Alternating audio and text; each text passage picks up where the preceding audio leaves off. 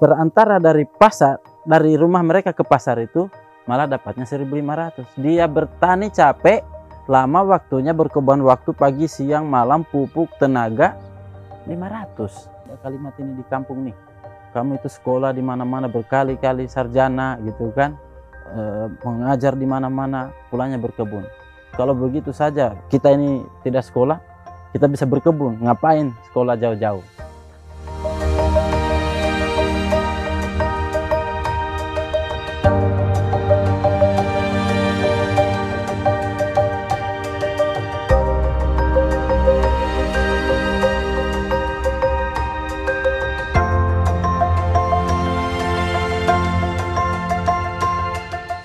Assalamualaikum warahmatullahi wabarakatuh. Saya Saharudin, biasa dipanggil, sekarang ini dipanggil Mr. Saha. Saat ini saya petani. Kalau backgroundnya, saya sebenarnya background pendidikan ya, saya sebagai pengajar. Kalau kita ceritakan lebih ini, saya pengajar profesional. Jadi umur 25 tahun atau 24 itu saya sudah guru profesional ya. Pernah dulu mengajar di bagian perbatasan timur-timur, hampir di timur-timur, di Flores yang tempat pengasingan Soekarno itu. Kemudian profesi di Bandung. Setelah dari situ akhirnya mengajar di Malaysia sebagai guru utusan dari Kemendikbud untuk mengajar anak-anak Indonesia di sana.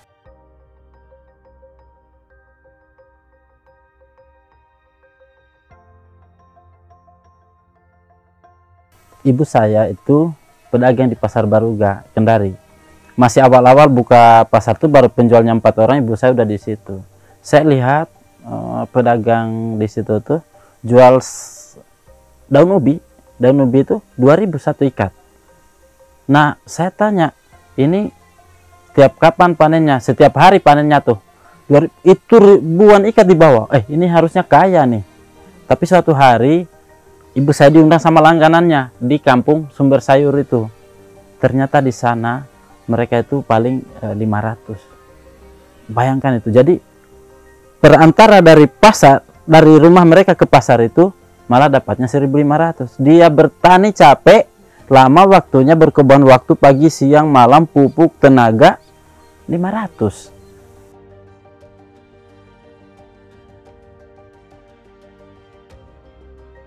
Dan ketika itu di Malaysia itu kan cukup membanggakan lah ya, menjadi guru profesional. Kalau di Indonesia tuh angkatan saya pertama di Indonesia guru profesional di bawah 30 tahun tidak ada. Jadi sangat membanggakan kalau kita bicara itu kan. Apalagi ini, maafin ya kalau kita bicara sombong-sombongan, dibandingkan lah, kalau dibandingkan gaji guru hampir setahun di sini, guru PNS ya, mungkin lebih banyak sana dibanding 1 tahun mungkin, perbandingan dengan 1 bulan di Malaysia. Cukup diapresiasi lah, apalagi di kampung kan, apalagi di daerah kita kan. Ya biasanya kalau kita sarjana pendidikan, belum mengajar, belum terangkat PNS, kau kerja apapun itu bukan, kau belum ada kerjaan dibilangnya. Jadi transisi itu tuh masa-masa yang sudahlah berat mencangkulnya, berat lagi tantangannya, pandangan orang kan, kalimat-kalimatnya.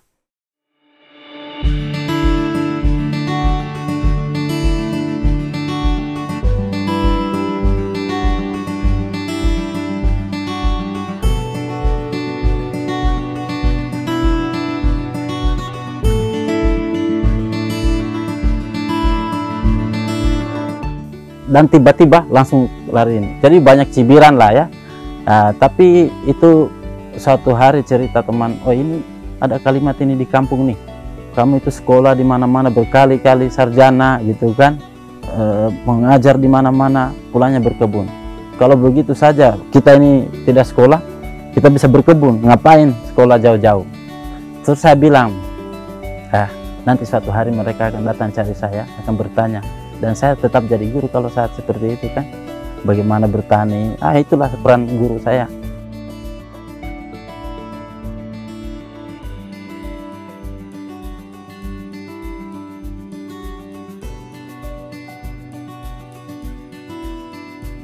1 tahun saya bekerja kebun itu, kan namanya milenial kan, jadi metode cara berkebun itu saya milenial kan, jadi bukan karena saya generasi muda saja, tapi metode-metode berkebun itu kita ya metode sendiri ya kita terapkan.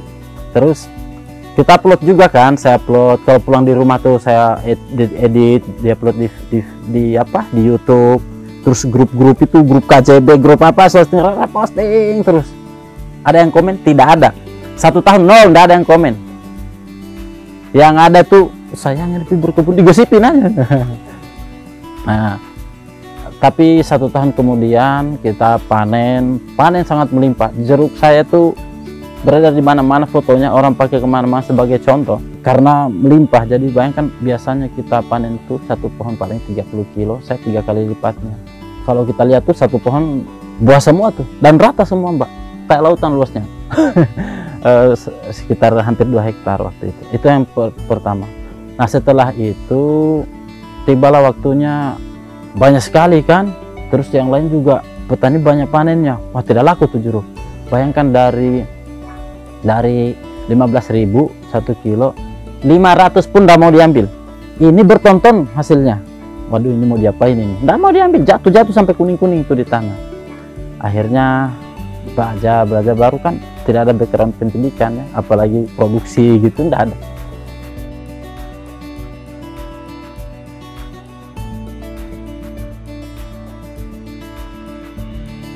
Akhirnya, capek juga menjelaskan, saya buat panduan. Sampai sekarang ini mungkin di Sulawesi Tenggara hampir seluruhnya kabupaten itu ada binaan kita, dan binaannya yang syaratnya itu mereka harus mengikuti SOP, prosedur penanaman petani milenial. Nah gitu. Kemudian mereka tidak harus saya ajarin bolak-balik ke sana, ada bukunya. Nah akhirnya beredar tuh tahun 2020, banyak yang nanam, mengikut lagi berapa bulan kemudian di sini. Kenapa saya buat begitu? Sebenarnya yang pertama karena banyak pertanyaan. Yang kedua, suatu hari saya belum panen, datang pembeli tuh pakai mobil, saya eksportir gitu kan. Saya butuh tiap 2 minggu tuh 1 kontainer. Saya hitung-hitung dari hasil jeruk ini, asumsi jeruk saya itu minimal 10 hektar. Nah saya tidak punya tahan 10 hektar. Nah kan, terus tenaga saya bagaimana caranya? Ini aja nggak bisa nih. Akhirnya kalau begini supaya tidak beli lahan, tidak habis tenaga, masyarakat saya berdayakan. 1 tahun kemudian Mbak, sudah kita bisa penuhi ekspor. Sampai dikejar-kejar sama eksportir. Mulailah terangkat. Pas jadi minumannya lagi.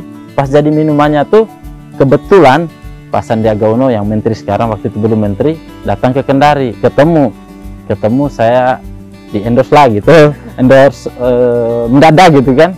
Dari situ akhirnya sampai kita tidak bisa layani lagi tuh pesanan minuman. Dari situ kita mulai stabil, banyak ini. Mulailah akhirnya petani kader-kader tadi jadi petani milenial. Muncul akhirnya teman-teman milenial juga yang ikut berkebun. Pada akhirnya kita buat program baru nih. Kenapa begitu? Karena kita lihat ada juga, kita mau nambahkan tanaman lain juga misalnya kan. Tapi ada yang punya tanah, kalau yang tadi kan dia punya tanah, dia bisa olah, dia petani. Tapi ada juga misalnya dia punya uang, punya simpanan tanah luas-luas, tapi dia tidak punya ilmunya, ya kan. Dia tidak punya tenaga, tidak punya waktu, pokoknya banyak faktor. Akhirnya tanahnya dibiarin. Kalau biasanya kan istilahnya tanah tidur ya, tapi kan sebetulnya tanah itu tidak tidur, yang tidur itu orangnya.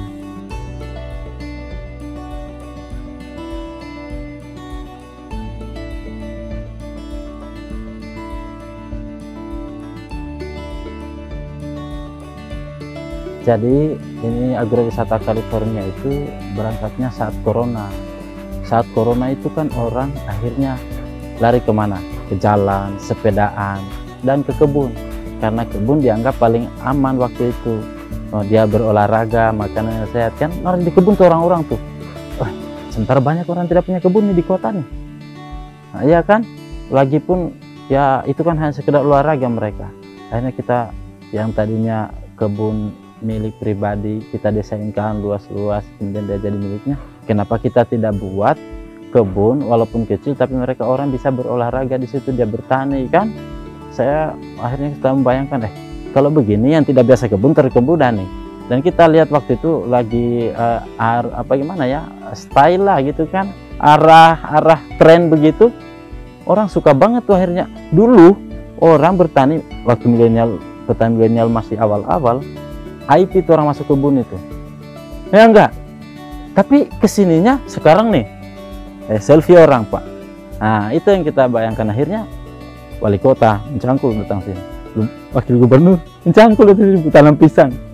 Artinya kita mengembalikan itu, dan memang kita desain sealami mungkin karena ingin kita bawa kepada suasana alam, kemudian suasana masa kecil yang dirindukan itu kita beri jawaban.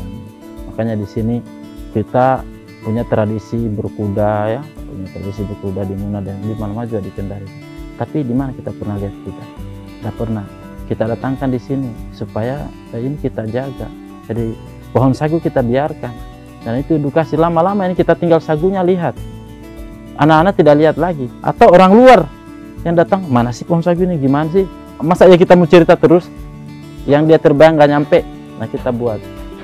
Begitu, jadi padahal tadinya kita hanya bikin kebun gitu kecil-kecil supaya mereka datang mencangkul. Banyak tuntutannya akhirnya, ada kolamnya dong, bikin. Akhirnya kita bentuk, jadilah wisata beneran. Walaupun sekarang masih pembangunan, tapi kita bawa ke suasana itu tadi. Nah, ke depan kita punya bayangan, kita melihat ketika kebun kita desain begitu, dia jadi nilai ekonomis, ya, ekonomisnya meningkat. Kenapa? Orang dia akhirnya dia berwisata, ya kan? Nah, di sini juga sama. Itu petani selama ini yang saya cerita tadi dari awal, seperti daun ubi itu kan 500 jadi 2000. Pepaya, teman-teman petani milenial kasihan dulu yang diberi mop di mana?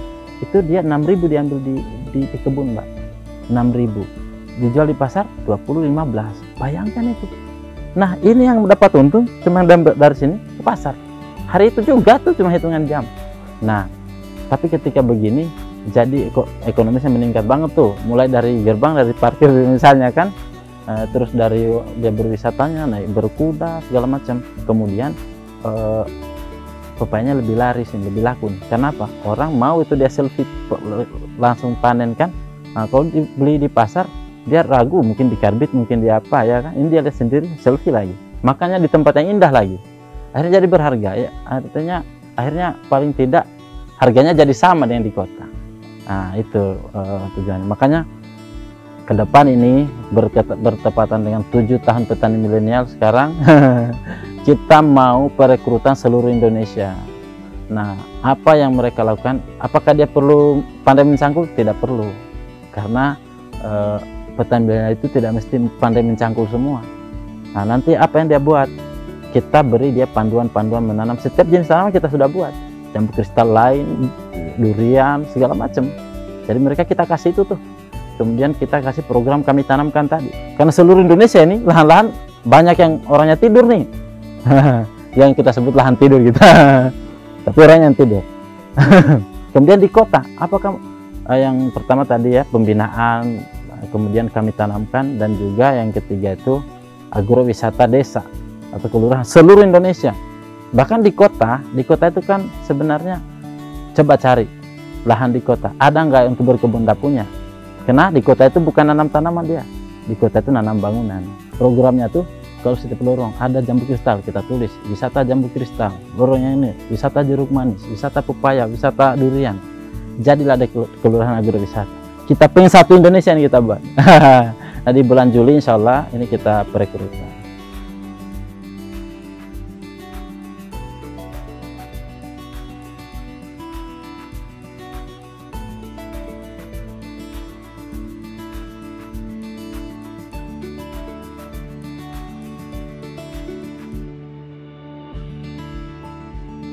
Jadi begini, waktu awal-awal bertani itu jarak saya masih tinggi 1 meter.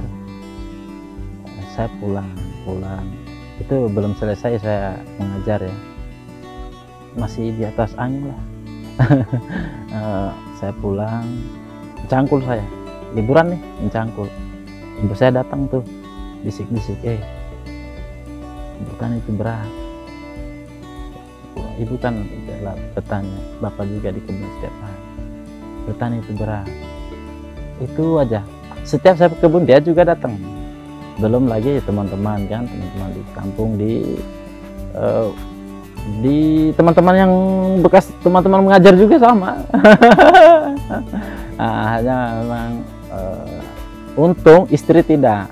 Istri mah optimis saja, malah suka masuk kebun tapi tidak pandai pegang parang. Nah, itu yang membuat kita energi ada waktu itu. Kemudian yang sulitnya juga itu kita mengajak teman-teman, itu susah banget itu, apalagi generasi milenial ya. Suatu hari kita buka lahan tuh, kita pergulkan nih. Suatu hari kita mulaikan pengembangan, kita buka lahan, buka lowongan kerja. Maafin saya sebut nih, gajinya 2,5 juta. Ya kalau PNS masih awal-awal, masih terangkat, S1 lah masih setara lah ya. Itu kita rekrut setengah mati, Mbak. Kita pasang baliho, kita online segala macam, nggak ada. Padahal kita harap tuh di sini sarjana pertanian banyak banget. Nggak ada, tidak ada satupun.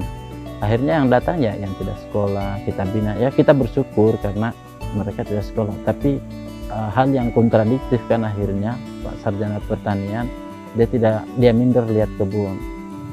Tapi yang paling lucu, teman sekolah masih kecil, dia bilang, ini kau dibicarakan terus di kampung ini, kenapa kah? Kau sudah sekolah tinggi-tinggi, itu kata anaknya lah dulu itu, sekolah tinggi-tinggi, jangan kamu orang contoh itu, sekolah tinggi-tinggi di mana-mana, mengajar di mana-mana, pulang berkebun. Kalau begitu kita bisa berkebun. Saya jawab, tunggu nah, nanti mereka lihat saya bawa mobil tuh, petani bawa mobil, kaget tuh dia. Itu bercanda ya, tapi serius saya.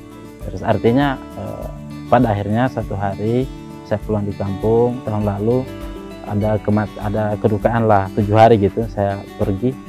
Itu masih ceramah apa sih tentang kematian tuh. Saya datang, saya yang dikerumuni, ditanya gimana cara nanam jeruk, gimana cara nanam ini. Tapi ya itu saya mengambil hikmah. Saya pada hakikatnya tidak berhenti mengajar gitu kan. Di sini juga anak TK, SD, SMP, kuliah nih datang belajar di sini pada akhirnya, ya kan? Ya itu yang kita syukuri.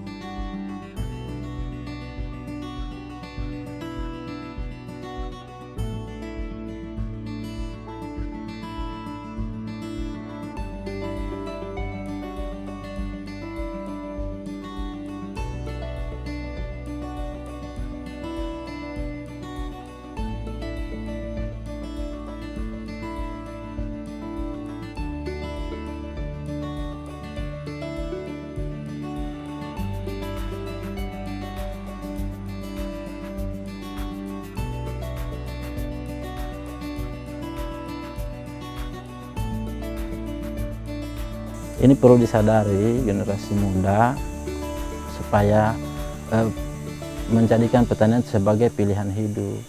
Di luar negeri sana loh, yang paling bergengsi itu petani. Nah kita mulai.